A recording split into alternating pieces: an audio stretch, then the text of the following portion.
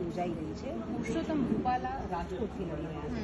વિરોધ દરેક ક્ષત્રિયોનો જે છે રૂપાલા સામે છે અને એની અસર ભાજપના અન્ય ઉમેદવારોને થઈ રહી છે.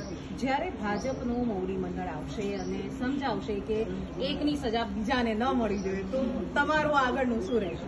તો આ તમે જે પ્રશ્ન પૂછો ને એની ઉપર મને મહાભારતનો એક પ્રસંગ યાદ આવે છે કે જ્યારે દ્રૌપદીનું ચીરહરણ થતું હતું એ વખતે ચીરહરણ તો દુશાસન કરતો હતો, પણ એ વખતે શ્રાપ આખી સભાને મળેલો. કેમ કે જેટલો એમાં ભાગીદાર દુઃખમાં દુશાસન છે એટલો જ સભાના મોભીઓ દ્રોણ, ગુરુ દ્રોણ, મહારથી ભીષ્મ બધા એટલા જ ભાગીદાર થશે. કેમ કે આ અન્યાય, આવું કૃત્ય થતું એમણે જોયું, એમણે શાંતિથી જોઈ રહ્યા એ લોકોને આ ચીરહરણ થવા દીધું. તો સેમ એ જ પ્રસંગ અત્યારે દોહરાઈ રહ્યો છે.